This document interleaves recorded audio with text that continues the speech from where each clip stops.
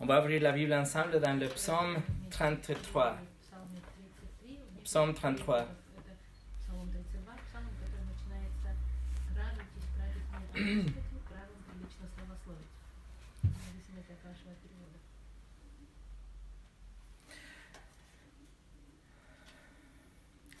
Nous sommes en train d'étudier les attributs de Dieu en ce moment, parce que seulement si on comprend bien qui est ce Dieu, comment est Dieu, nous serons capables de naviguer à travers les eaux étranges de ces jours, de ces moments. Alors la semaine passée, on a commencé à étudier la souveraineté de Dieu. Nous avons visité la souveraineté de Dieu sur la création, le fait qu'il règne sur tout. Des baleines bleues jusqu'aux petites bactéries, il gouverne et contrôle absolument tout dans la création. Et en même temps, il règne sur l'histoire, on a vu. Si on dit que Dieu règne sur l'histoire, ça veut dire qu'il domine aussi, qu'il gouverne sur les acteurs de l'histoire, dont vous et moi, les humains. Ça veut dire qu'il dirige nos actions, il dirige nos rêves même. On a parlé de ça la semaine passée. Et même les actes qu'on considère comme des actes de l'hasard, de la chance. Ce n'est pas de la chance, mais c'était géré, commandé et décidé par Dieu, le Dieu de la Bible.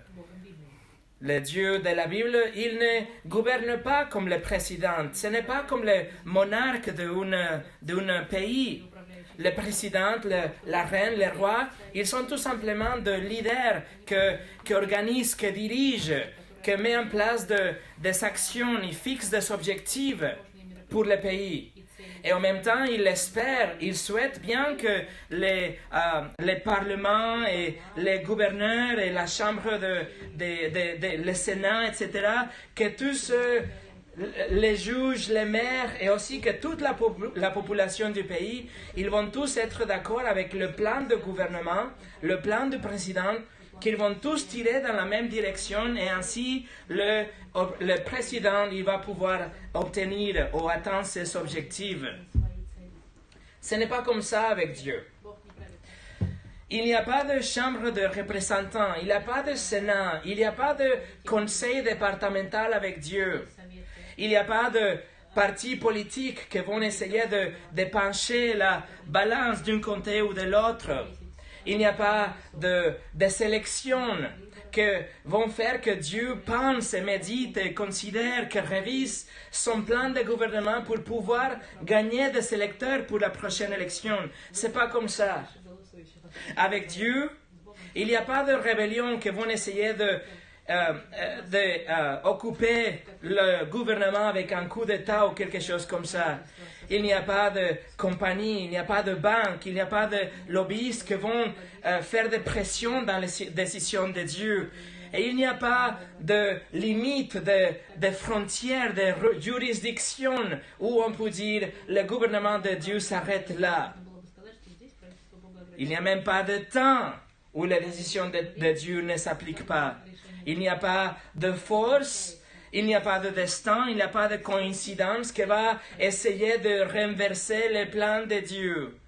Tout ce que Dieu décide, ça va accomplir.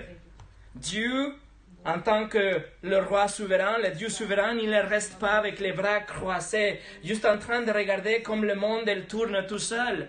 Mais comprenez bien ceci, mes amis, et souvenez-vous de ceci pour toute la vie. Dieu dirige, Dieu règne et Dieu contrôle activement tous les domaines de la vie, tous les domaines de la vie tels que nous les connaissons. De la rotation de planètes jusqu'à le petit virus, y compris le COVID-19, et des autres qui sont 1000 fois plus meurtriers que le coronavirus. Dieu activement règne et contrôle et dirige tous les aspects de la vie. Alors, recevez avec les bras ouverts cette vérité. Recevez une vision élevée de Dieu. Absorbez une vision biblique de Dieu, une vision élevée et haute de Dieu, souverain, le Dieu de la Bible. Et dans cette deuxième partie de cette deuxième étude de la souveraineté de Dieu, nous allons beaucoup plus élargir notre vision. On va étirer même plus notre compréhension de la souveraineté de Dieu, parce que sa souveraineté va au-delà de la création, va au-delà de l'histoire. Elle est présente dans le sens le plus personnel de l'homme, le salut de nos âmes. La souveraineté de Dieu est présente dans le salut de l'homme. Et aujourd'hui, qu'on célèbre, qu'on se souvient de ce dimanche, le dimanche des Rameaux, quand Jésus est rentré à Jérusalem pour accomplir sa mission, ça tombe bien d'étudier justement le salut, la mission qu'il est venu accomplir, le salut de nos âmes. Dieu est souverain même là-dedans. Mais avant de commencer, on va prier. Seigneur, aujourd'hui qu'on est devant ta souveraineté, je te demande que tu utilises ce message pour nous faire comprendre comment tu es présent dans le salut de notre âme. Et en tant que souverain, il y a personne qui peut rejeter vraiment. En tant que souverain, il y a personne qui est au-delà de limites de ta grâce, au-delà de la possibilité d'être sauvé. Seigneur, nous te remercions parce que même nous, si ce n'était pas grâce à ta souveraineté, nous ne serions pas sauvés. On n'aurait aucune pensée par rapport à toi, aucun désir de venir vers toi. Alors je te remercie pour ta souveraineté et je te demande que, s'il te plaît, ce message nous ouvre l'esprit dans ce domaine. Et que ce soit pour ta gloire, que ce ne soit pas pour moi, pour personne qui est ici, pour aucune pression, aucun engagement, mais que ce soit vraiment pour ta gloire et pour la prédication de ta parole, ce que tu as voulu communiquer dans tout ce que tu as dit et écrit. Au nom de Jésus. Amen. Le message d'aujourd'hui s'appelle les attributs de Dieu, du point souveraineté sur le salut des hommes. Et on va commencer pour lire le psaume 33 dans son intégralité, en sachant que la portion au milieu, des versets 6 jusqu'au 17, c'était déjà l'étude de la semaine passée. De versets 6 jusqu'au 9, on a vu que Dieu est souverain sur la création. Et de versets 10 au 17, on a vu qu'il est souverain sur l'histoire.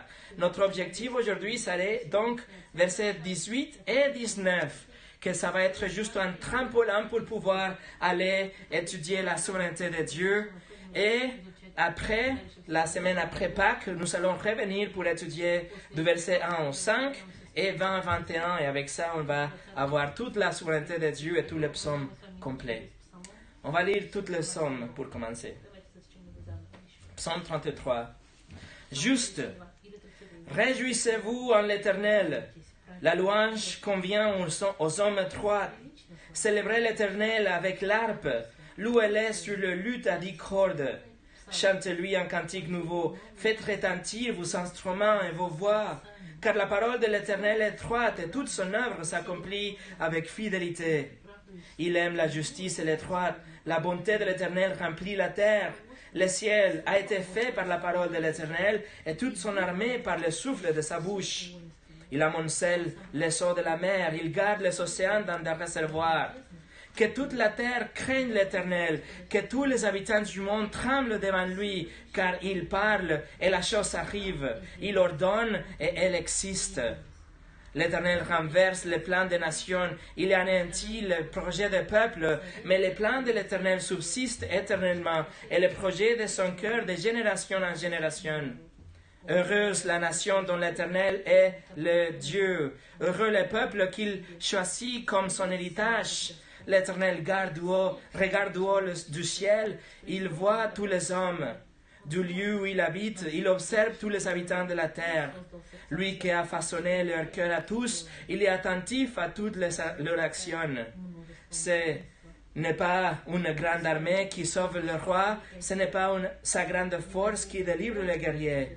Le cheval est impuissant pour assurer le salut, et toute sa vigueur est incapable de procurer la délivrance. Mais le regard de l'Éternel est sur ceux qui le craignent, sur ceux qui espèrent en sa bonté, afin de le délivrer de la mort et le faire vivre, même en temps de famine. Nous espérons en l'Éternel. Notre secours et notre bouclier, c'est lui. Oui, c'est en lui que notre cœur se réjouit. C'est en son saint nom que nous avons confiance. Éternel, que ta grâce soit sur nous lorsque nous espérons en toi. Nous allons diviser notre étude aujourd'hui dans 5 parties. Nous sommes en train d'étudier la souveraineté de Dieu sur le salut. Et on va voir 5 points. Première chose, que Dieu protège souverainement son peuple. Numéro 2, Dieu choisit souverainement son peuple. Numéro 3, Dieu sauve. Numéro 4, Dieu garde. Et numéro 5, Dieu invite souverainement son peuple. On commence donc avec Dieu protège son peuple. Regardez les versets 18 et 19. Mais le regard de l'Éternel est sur ceux qui le craignent, sur ceux qui espèrent en sa bonté, afin de le délivrer de la mort et de le faire vivre, même en temps de famine. Le psalmiste a déjà exprimé la souveraineté de Dieu sur la création et l'histoire. Et il arrive au verset 18 pour commencer avec une particule, ou un petit mot en hébreu, hinech. Ce petit mot, c'est une particule qu'on utilise pour exprimer qu'il y a quelque chose de nouveau qui arrive. Ça va introduire une phrase solennelle avec beaucoup d'importance. Notre traduction en français, malheureusement, traduit comme « mais ».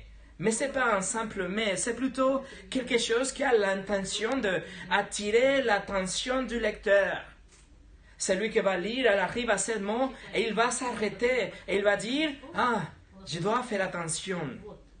En anglais, peut-être traduit comme « behold » ou « écoutez » ou « regardez ». C'est quelque chose pour que prête notre attention. Et il dit le regard de l'Éternel est sur ceux qui le craignent. Littéralement en hébreu, l'œil de l'Éternel. Cela fait référence à la protection. Il regarde parce qu'il prend soin de vous. Il vous protège. Il est en train de vous superviser, si vous voulez, de vous regarder.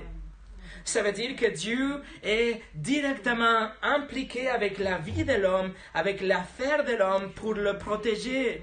Il pourvoit pour lui, il protège l'homme directement.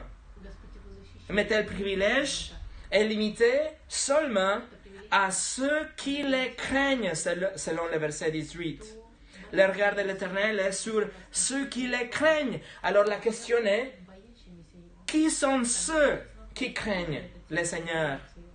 Qui sont ceux qui comprennent que Dieu est le Dieu Tout-Puissant et que nous sommes que la création, la créature des créatures? Qui sont ceux qui comprennent que lui, il est le potier et nous ne sommes que de l'argile? Qui sont ceux qui connaissent le caractère de Dieu? Oui, qui connaissent l'amour de Dieu, mais aussi la justice et la colère de Dieu. Qui sont ceux qui craignent l'Éternel? Et la réponse, les croyantes. Seulement les chrétiens, seulement ceux qui ont été nés de nouveau ont ce respect, cette révérence, cette crainte de Dieu, parce qu'on le connaît.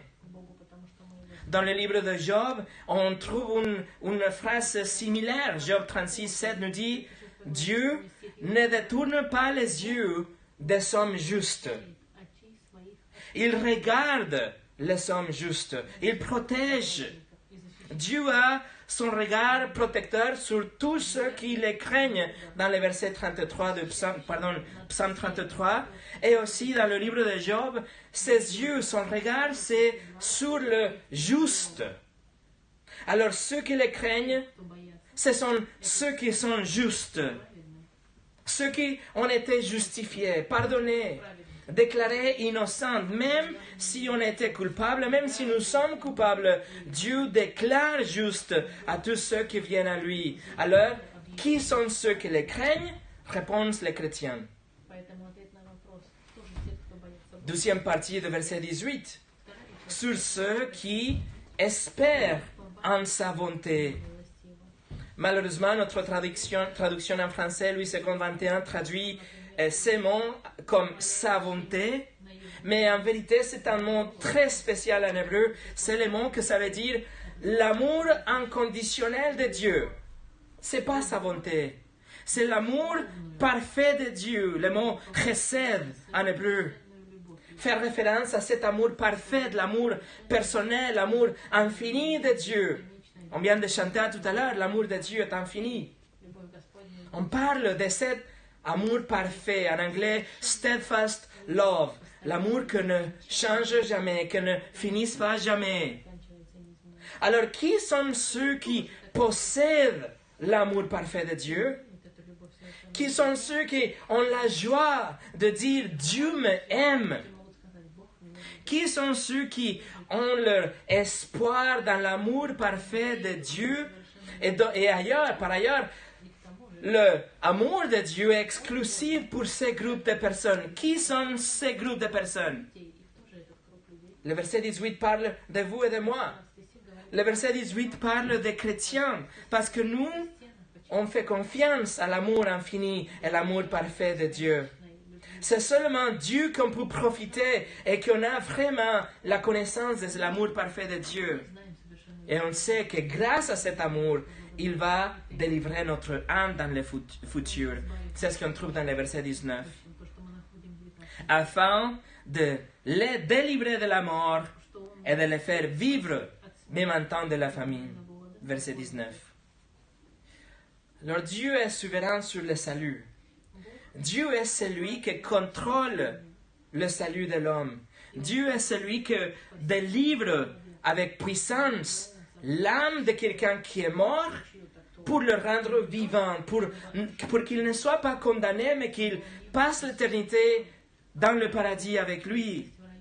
Ça veut dire que les chrétiens, il ne va pas vraiment mourir. Les chrétiens, il va juste changer d'adresse. Dieu va le garder vivante dans l'éternité, mais pendant qu'il vit ici, le verset 19 nous dit qu'il nous protège même de la famine. Ça veut dire qu'il nous protège de ces choses qui arrivent de chaque jour.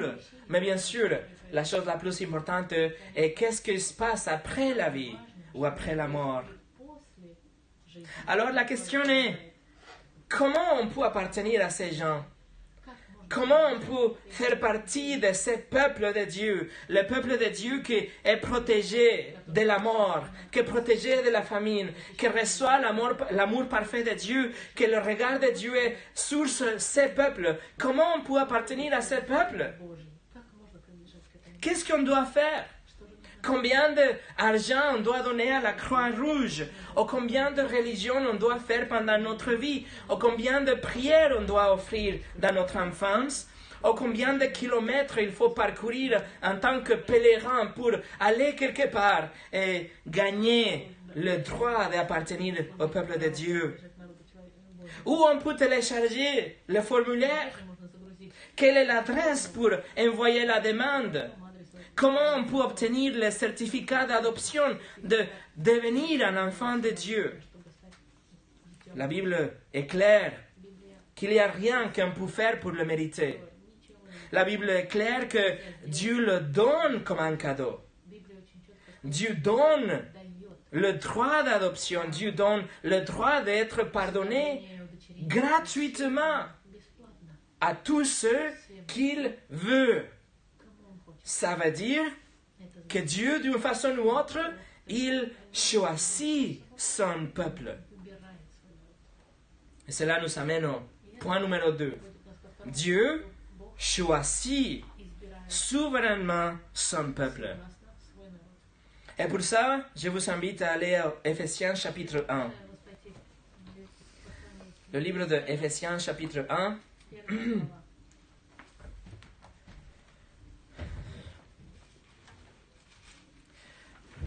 Et regardez avec moi le verset 11. En lui, en Christ, en lui, nous avons été destinés comme héritiers, ayant été prédestinés suivant le plan de celui qui met tout en œuvre conformément aux décisions de sa volonté. Ça veut dire que nous avons été prédestinés. Il y a un destin qui était déterminé pour nous, même avant notre naissance et avant la création. Et cette prédestination, le fait qu'on a le destin tracé pour nous, était déterminé selon la volonté de Dieu et son plan.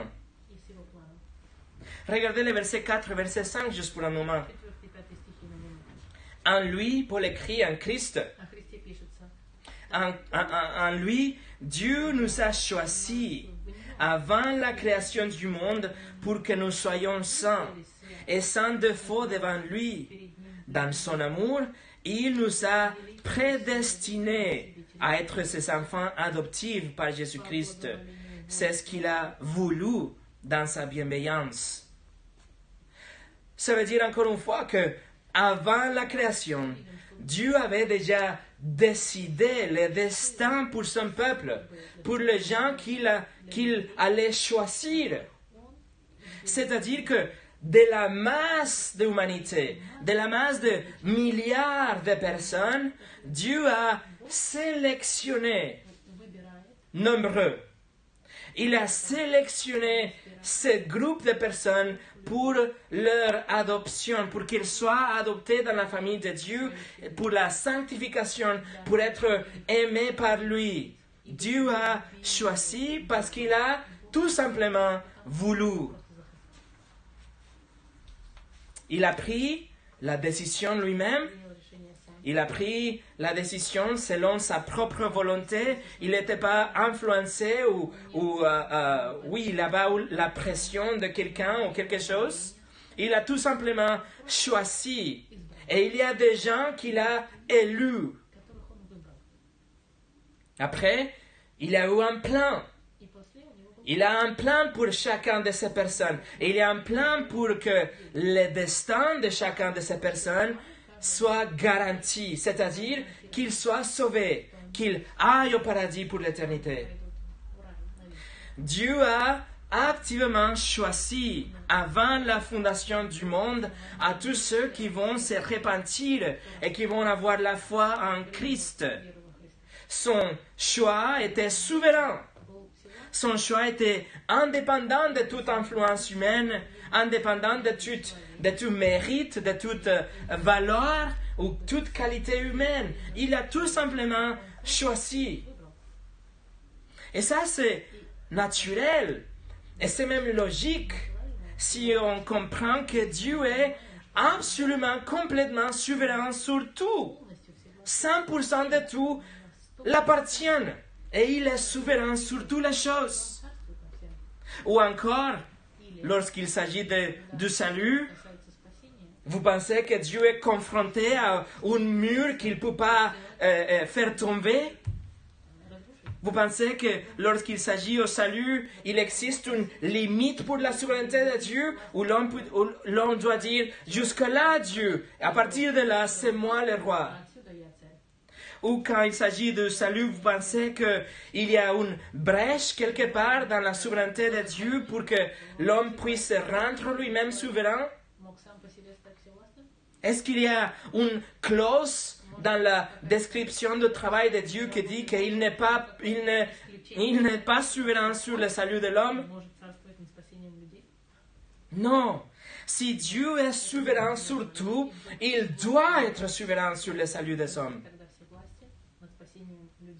Charles Spurgeon a dit, « Je crois dans l'élection divine, car quelqu'un doit avoir la volonté suprême sur tout cela. Et la volonté de l'homme ne doit pas occuper le trône, mais c'est la volonté de Dieu qui l'occupe. » Dieu a choisi. Le salut fait partie de sa souveraineté. Il a décidé de régénérer nombreux, beaucoup de gens. Mais il a en même temps décidé de tout simplement passer au-dessus des autres. Il régénère beaucoup pour qu'ils puissent comprendre leurs péchés, pour qu'ils puissent se repentir, pour qu'ils acceptent Christ, pour qu'ils aient la vie éternelle. C'est ce qui se passe dans la régénération. Votre cœur est changé. Votre poursuite proactive du péché devient un désir désespéré pour les choses de Dieu. Votre poursuite du péché, ça change dans un désir de s'enfuir du péché. Et vous devenez affamé. Vous devenez assoiffé de Dieu et sa parole. Et vos désirs sont changés. Votre nature est changée dans le sens le plus intime. Maintenant, vous comprenez la méchanceté, la saleté de votre péché. Et vous voyez la beauté de Christ. Alors Dieu est souverain. Il a choisi d'une façon souveraine son peuple. Numéro 3. Dieu sauve souverainement son peuple. Allez avec moi en Romains chapitre 3.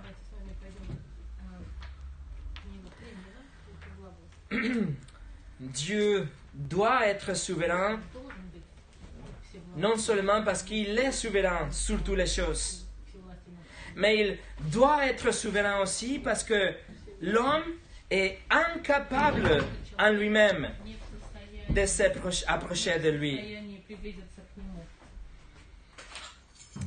L'homme est incapable de s'approcher de Dieu en lui-même. C'est pour ça qu'il doit être souverain. Romains 3 est la description par Dieu de la condition de l'homme. Romains 3 est le rayon X du cœur de tout l'homme, de toute femme, de tout enfant qui a jamais vécu sur la planète. Regardez à partir du verset 10. Romains chapitre 3, verset 10. Comme cela est écrit, il n'y a pas de juste, pas même un seul. Aucune est intelligente, aucune ne cherche Dieu. Tous se sont détournés, ensemble ils se sont pervertis. Il n'y en a aucune qui fasse le bien, pas même un seul. Leur gosier est une tombe ouverte, ils se servent de leur langue pour tromper, ils ont sur leurs lèvres un venin de vipère. Leur bouche est pleine de malédiction et d'amertume. Leurs pieds courent pour verser le sang. La destruction et le malheur marquent leur passage. Ils ne connaissent pas le chemin de la paix. Il n'y a aucune crainte de Dieu devant leurs yeux.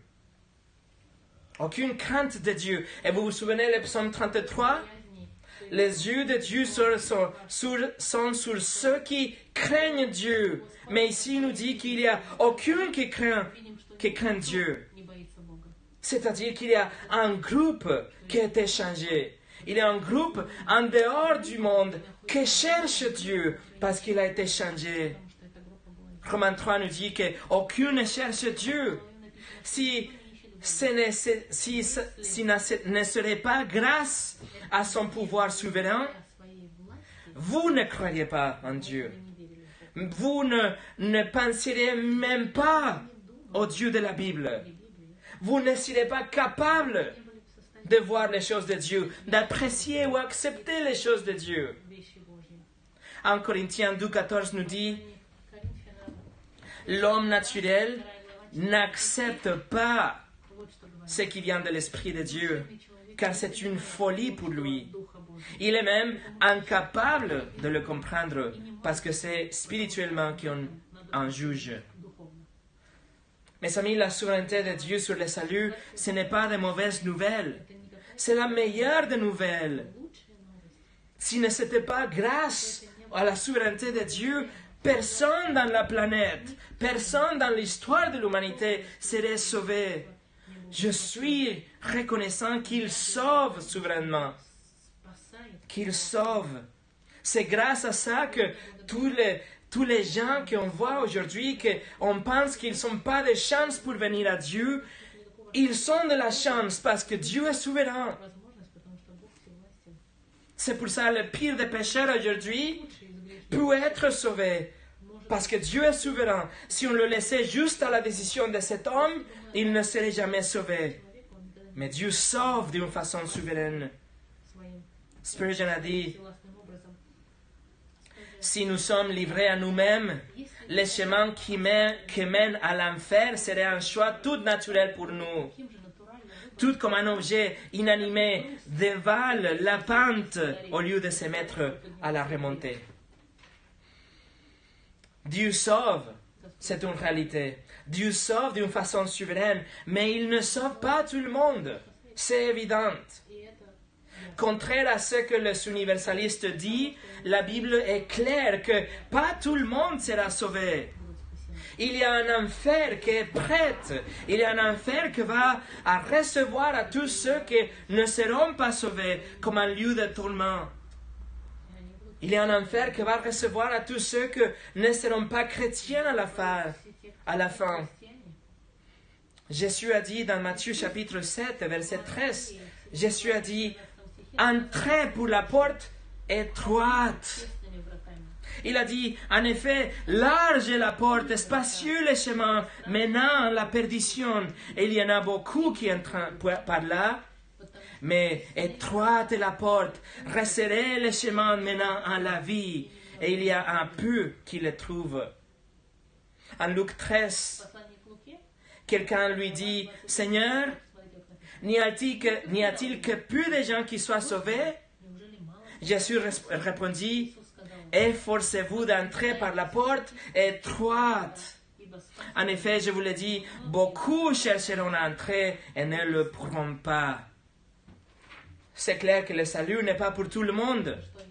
Dieu a déterminé que pas tout le monde sera sauvé. Pourquoi? Parce qu'il est souverain. Il a déterminé de régénérer certains et de passer au-dessus des autres, les laissant et les laisser dans leur nature pécheresse. C'est ce que Dieu a décidé. Mais peut-être quelqu'un pense que ce n'est pas juste. Mais enfin, oui, en fait, ça dépend de votre définition de juste. Et probablement, la définition de juste d'une humanité déchue, ce n'est pas la même définition de juste de Dieu. Juste ne règne pas l'univers. Dieu règne l'univers. Et tout ce que Dieu fait est bon, est juste, est parfait, est sage. Il a déterminé qu'il va choisir des gens pour le sauver et qu'il va passer au-dessus des autres. Et il a dit que ça, c'est la bonne chose à faire. Rien à voir avec notre définition de juste. Peu importe ce que l'humanité pense qui est juste selon notre définition, parce qu'ils disent, ils pensent que ça c'est vertueux. Ils pensent que ça c'est bien, que ça c'est bon, que ça c'est juste, que ça c'est équitable. C'est ce que Dieu a décidé de faire et donc c'est la bonne chose à faire. Et honnêtement, juste, le mot juste, ça va rien dire. C'est pas la chose qu'on a besoin ou qu'on souhaiterait vraiment pour nous. Parce que juste, ça serait que Dieu met la fin à l'humanité juste le moment qu'Adam et Ève ont péché dans les jardins. Ça serait juste. Juste, ça serait d'inonder le monde avec le déluge, y compris Noé, y compris l'arche, y compris sa famille et tous les animaux. Juste aurait été de me tuer dans mon sommeil à cause de mon péché d'hier. Juste aurait été que le virus auquel nous sommes confrontés aujourd'hui anéantirait la race humaine complètement. pas seulement 30 000 ou 5 000 personnes, mais 8 milliards de personnes, car chaque personne dans la planète a péché contre Dieu. Ça serait juste. Plutôt, Dieu nous donne ce qui est vraiment pas juste. Dieu nous donne son Fils. C'est pas juste. Dieu envoie son Fils pour souffrir, pour mourir, pour le pécheur. Ça, ce n'est pas juste. Dieu a versé sa colère infinie sur son Fils en lieu de nous punir à vous et moi. C'est pas juste. Il nous donne gratuitement le pardon des péchés. Il nous donne le cadeau de la vie éternelle si on se repent, si on met notre confiance en Christ. Et ça, ce groupe de personnes, ce groupe qui est sauvé, est-ce que sa souveraineté a choisi? C'est le groupe qu'il a choisi pour sauver. John MacArthur a dit, les gens disent, quelle sorte de Dieu tue cette personne et tue cette personne-là? Et quelle sorte de Dieu noie l'armée des Égyptiens? Et quelle sorte de Dieu envoie des sources qui sortent de la forêt pour déchirer une bande de jeunes qui crient « Ah, les chauves !» à un prophète? Quelle sorte de Dieu ouvre la terre qui engloutit des gens? Ce sont des questions qui ne sont pas aussi importantes que quelle sorte de Dieu sauve les gens qui ne méritent pas le salut et qui ne peuvent rien faire pour le gagner. Alors Dieu sauve souverainement. Numéro 4, Dieu garde souverainement son peuple. Allez avec moi en Romains chapitre 8. Romains chapitre 8. Quand Dieu choisit, quand il a prédestiné pour que quelqu'un soit sauvé, a prédestiné quelqu'un pour le paradis et pour l'adoption, quand il a décidé souverainement de sauver une personne, il n'y a rien qui puisse faire échouer sa décision. Versets 29 et 30 de Romains chapitre 8, on l'appelle la chaîne dorée de la rédemption. Parce que c'est une chaîne, c'est un ensemble de concepts, de mots qu'il ne peut pas être séparé. C'est pas possible de les casser. C'est une chaîne en or. Regardez versets 29 et 30. En effet, ceux qu'il a connus d'avance, il les a aussi prédestinés à devenir conformes à l'image de son Fils, afin que celui soit le premier-né d'un grand nombre de frères. Ceux qu'il a prédestinés, il les a aussi appelés. Ceux qu'il les a appelés, il les a aussi déclarés justes. Et ceux qu'il a déclarés justes, il leur a aussi accordé la gloire. Le verset 29 commence avec tous ceux qu'il a connus en avance, que c'est un attribut de Dieu qu'on va étudier dans quelques semaines dans cette série, plus tard. Mais Paul écrit que ce groupe qui était connu en avance a été prédestiné. Le destin de ce groupe a été décidé. Et le destin était qu'il devienne conforme à l'image de Christ. Ça veut dire qu'il ait la vie éternelle, qu'il ait la résurrection, qu'il soit parfait pour l'éternité avec Christ.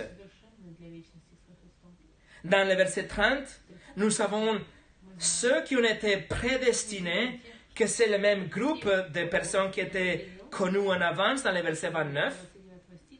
Ce groupe a été aussi appelé. Et là, on parle pas d'un appel général, l'appel de l'évangile qui va à tout le monde. On parle de ce qu'on appelle l'appel efficace. Un appel efficace. C'est un appel particulier, c'est un appel avec pouvoir. C'est quand Dieu va vous rapprocher de son Fils, quand Dieu va vous appeler pour que vous soyez sauvés, pour que deveniez un chrétien sauvé. 2 Thessaloniciens 2:13, parle de cet appel efficace. C'est marqué, quant à nous, frères et sœurs bien-aimés du Seigneur, nous devons constamment dire à Dieu toute notre reconnaissance à votre sujet, parce que Dieu vous a choisi dès le commencement pour le salut, par la sainteté que procure l'Esprit et par la foi en la vérité. C'est à cela qu'il vous a appelé par notre évangile pour que vous possédiez la gloire de notre Seigneur Jésus-Christ. 2 Timothée 1:9 dit, il nous a sauvés et nous a adressé un saint appel. Et il ne l'a pas fait à cause de nos œuvres, mais à cause de son propre plan et de sa grâce qui nous a été accordée en Jésus-Christ de toute éternité. Jean 6:43, Jésus dit, ne murmurez pas entre vous. Personne ne peut venir à moins que le Père qui m'a envoyé ne l'attire. Et moi, je le ressusciterai les derniers jours. Voilà l'appel efficace. Pourquoi dans un groupe de 5 personnes, pourquoi il n'y a que 2 personnes qui vont répondre à l'évangile? Parce que Dieu appelle efficacement ces 2 personnes dans ce moment-là. Dieu est souverain. Donc, dans le verset 30, nous avons le même groupe de personnes. Ceux qui ont été prédestinés, le verset 30 dit, ceux qu'il a prédestinés, il les a aussi appelés. Ceux qu'il a appelés, il les a aussi déclarés justes. Alors, il justifie. Il nous déclare justes. Il nous pardonne de nos péchés. Il applique la vie parfaite de Jésus à nous. Il prend notre péché, il le met sur Jésus et il nous voit comme si on n'avait jamais péché. Il nous sauve. Il nous donne la vie éternelle. Et après, le verset 30 nous dit, et ceux qu'il a déclarés justes, il leur a aussi accordé la gloire. C'est exactement le même groupe qui a commencé. Le groupe qui était prédestiné, était justifié, était appelé, et maintenant est glorifié dans l'éternité. Le 100% des gens qui ont été prédestinés dans l'éternité passée, et les mêmes 100% des gens qui seront glorifiés dans le futur. Pas un seul passe entre les mains du filet. Pas un seul lui glisse entre les doigts. Pas un seul reste oublié ou perdu dans la nature. Dieu est souverain et quand il a prédestiné, il va aussi glorifier dans le futur. Dans le mot de Jésus en Jean 6:37, Jésus a dit, tous ceux que le Père me donne viendront à moi. Et je ne mettrai pas dehors celui qui vient à moi. En effet, je suis descendu du ciel pour faire non pas ma volonté, mais celle de celui qui m'a envoyé. Or, la volonté du Père qui m'a envoyé, c'est que je ne perds aucune de tous ceux qu'il m'a donnés, mais que je les ressuscite le dernier jour. En effet, la volonté de mon Père, c'est que toute personne qui voit le Fils et croit en lui ait la vie éternelle. Et moi, je le ressusciterai le dernier jour. Si une seule personne qui était prédestinée par Dieu dans l'éternité passée, si une seule personne n'arrive pas à la fin, à la glorification, alors Jésus a échoué misérablement dans sa mission. Et il n'a pas accompli la mission de son Père, il n'était pas un vrai sauveur. Mais Dieu garde son peuple. Dieu garde son peuple, car le même groupe qui commence la chaîne de rédemption de Romains 8, c'est le même qui finit la chaîne dans le verset 30. Alors Dieu sauve, mais aussi il garde, parce qu'il est souverain.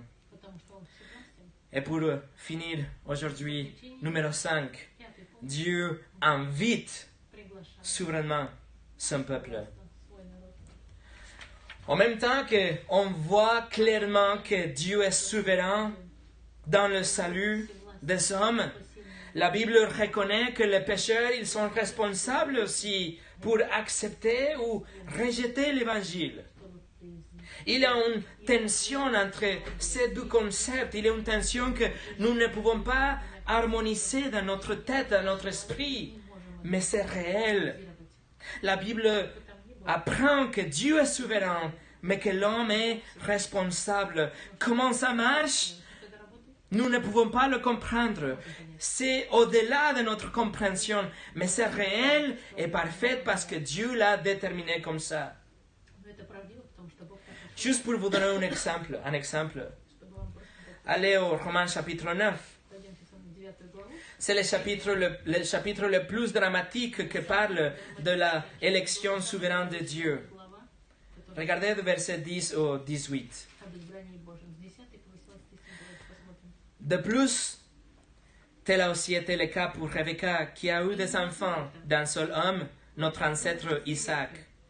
Les enfants n'étaient pas encore nés et n'avaient donc fait ni bien ni mal, afin que le plan de Dieu subsiste conformément à son choix et sans dépendre des œuvres, mais de celui qui appelle. Car il a été dit à Rebecca, l'aîné sera asservi au plus jeune. De même, il est écrit, j'aimais Jacob et j'ai détesté Ésaü. Que dirons-nous donc? Dieu sera-t-il injuste?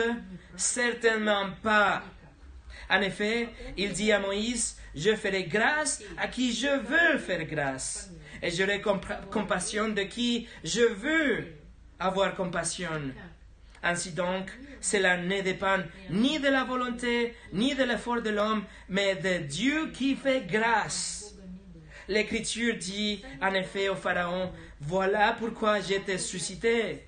C'est pour montrer en toi ma puissance, et afin que mon nom soit proclamé sur toute la terre.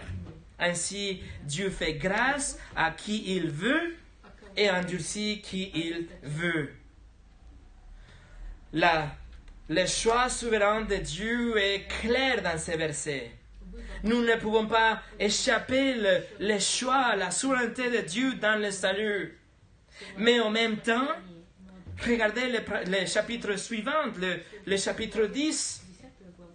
En même temps, l'homme est responsable pour répondre à l'évangile et appeler Jésus. À partir du verset 13. En effet, toute personne qui fera appel au nom du Seigneur sera sauvée. Mais comment donc feront-ils appel à celui en qui ils n'ont pas cru? Et comment croiront-ils en celui dont ils n'ont pas entendu parler?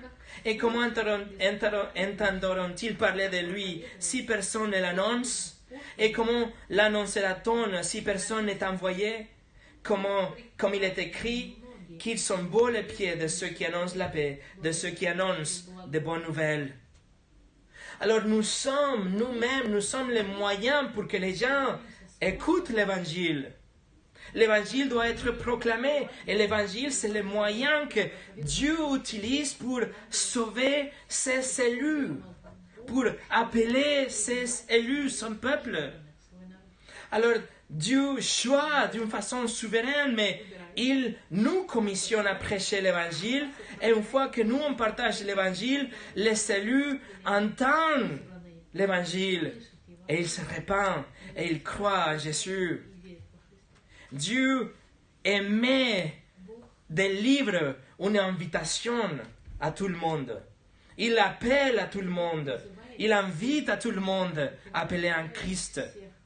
Et l'homme est responsable pour répondre à telle invitation. C'est pour ça que nous prêchons.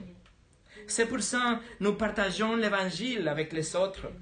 C'est pour ça que nous prions pour le salut des autres, pour que quand ils écoutent l'évangile, leurs oreilles soient réveillées, leur esprit soit réveillé et qu'ils viennent à la bergerie dans les paroles de Jésus dans Jean chapitre 10.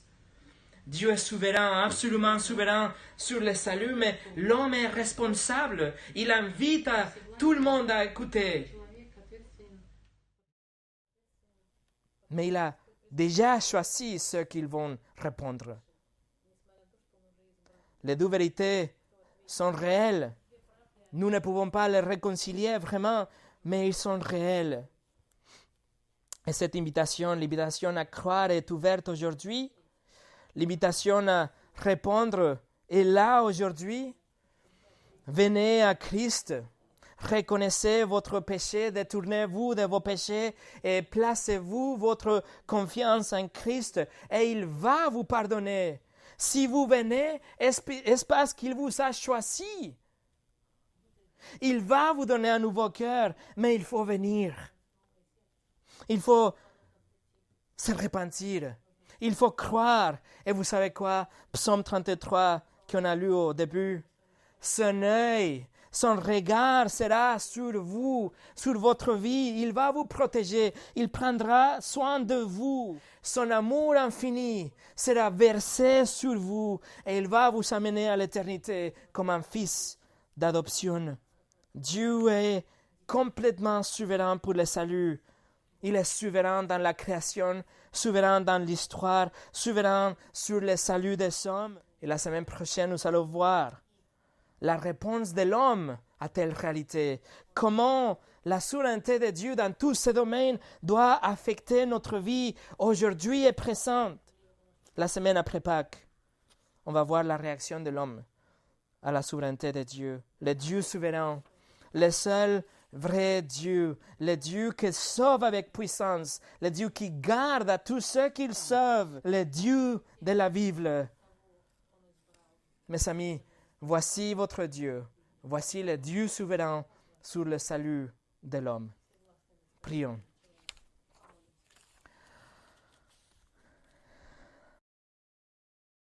Seigneur, comment pouvons-nous comprendre absolument tous les attributs à la perfection?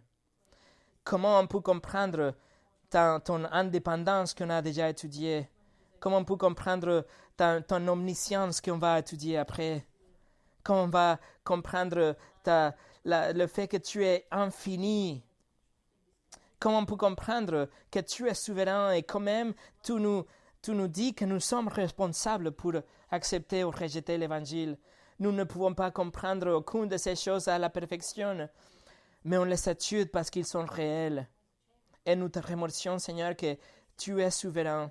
Si ce n'était pas grâce à ta souveraineté, personne ne serait jamais sauvé, en commençant pour moi. Seigneur, merci que tu as, d'une façon souveraine, changé mon cœur. Tu m'as appelé, tu m'as justifié, et tu me gardes et tu vas me glorifier. Que telle réalité soit vraie pour chacun de ces personnes qui sont ici, à tous ceux qui vont entendre après. Seigneur, que en regardant ta souveraineté, on tombe à genoux, on dit, oui Seigneur, tu es souverain, tu es le potier, nous sommes que de l'argile. Peut-être nous ne comprenons tout parfaitement, mais on sait que c'est réel et nous te donnons toute gloire et tout honneur et toute louange parce que tu es le Dieu 100% souverain. Au nom de Jésus. Amen.